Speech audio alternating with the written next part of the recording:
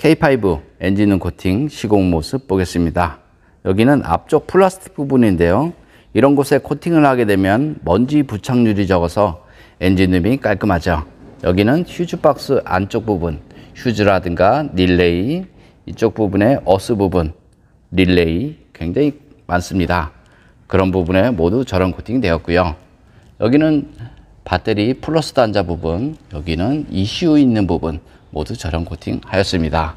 엔진 본체를 보겠습니다. 엔진 본체를 보면 점화콜도 있고요, 커넥터도 있고, 이쪽 부분에 센서라든가 전기장치 부분이 상당히 많습니다. 엔진룸 코팅의 가장 장점은 엔진룸 안에 습기나 먼지로 인한 정기적인 트러블, 이런 것들을 방지할 수 있습니다. 이상 코팅 나라에서 알려드렸습니다. K5 투명 코팅 시공 모습 보겠습니다. 이것이 엔진 부분인데요. 엔진하고 미션 모두 코팅이 되었습니다. 눈길 주행을 하게 되면 바퀴 회전력에 의해서 엔진이든 미션이든 모두 다 염화칼슘으로 범벅이 되죠. 여기는 앞쪽 프론트 부분인데요. 처음 들어왔을 때 용접 부분을 따라서 페인트가 조금씩 다 까져 있었죠. 모두 다 방청도장 하였습니다. 여기 측면 부분에도 페인트가 까져 있었고요. K5 같은 경우는 이쪽 부분에 전선 부분이 많죠.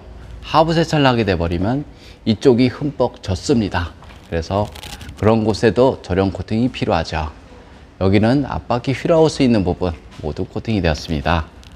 눈길 주행을 하게 되면 물로 변한 염화칼슘은 이런 부품 속으로 스며들죠. 그리고 바닥면 속에도 스며드니까요.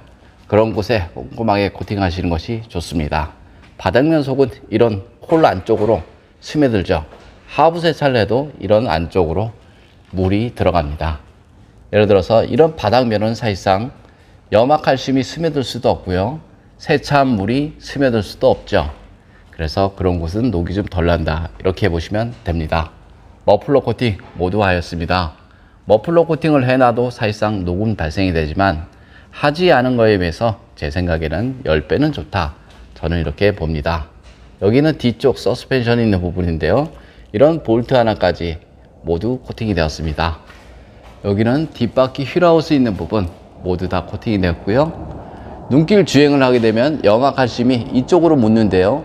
이런 곳은 사실상 흐르는 곳이기 때문에 녹이 좀 덜 나고요. 녹이 잘 나는 곳은 물이 머무는 곳, 여기 접합 부분, 그 다음 여기 부품과 차체가 만나는 이런 부분, 그 다음 이런 부품 속에, 그 다음에 여기 볼트라든가 너트, 이런 나사산에 염화칼슘이 스며들죠. 그래서 자동차 부식 방지를 하려면 물이 머물 수 있는 곳, 그런 곳에 꼼꼼하게 코팅하시는 것이 좋습니다. 예를 들어서 이런 곳에 두껍게 코팅을 했다라고 치더라도 녹 방지하고는 별 상관이 없습니다. 이유는 간단하죠. 그곳은 녹이 좀 덜 나는 곳이기 때문이죠. 녹은 이런 부분, 이런 안쪽으로 하부 세차를 하거나 눈길 주행을 하게 되면 이런 속 안쪽으로 스며드니까요.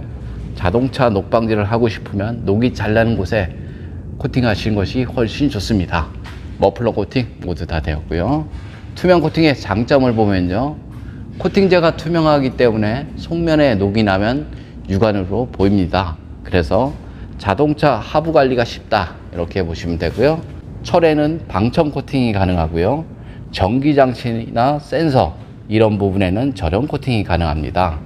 그래서 요즘 차량에 가장 적합한 코팅제다, 이렇게 봅니다. 좀 더 자세한 내용은 네이버에 코팅나라 검색을 하면 제 블로그가 있습니다. 그거 참고하시면 되고요.